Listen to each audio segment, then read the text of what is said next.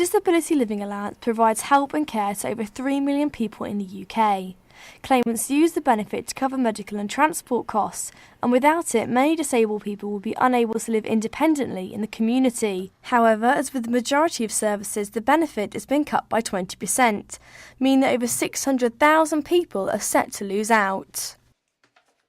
I've got a condition called arachnoiditis, which basically is formation of scar tissue, build up of scar tissue up the part of the spine, and in my case it's gone into my brain, so there's nothing anybody can do.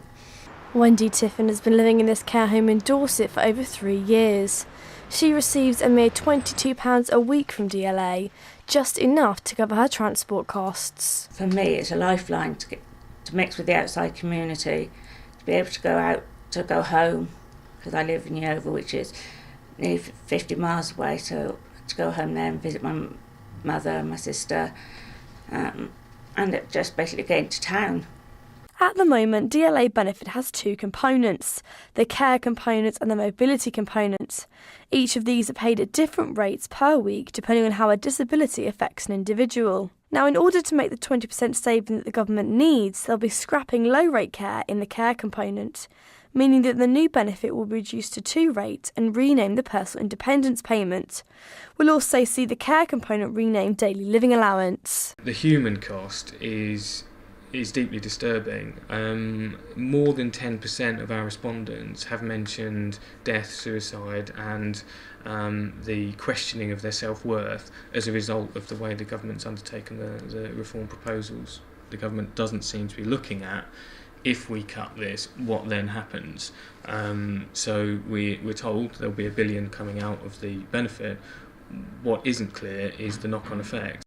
Although the majority are against the cuts proposed to DLA, there are some that feel they need to be more severe.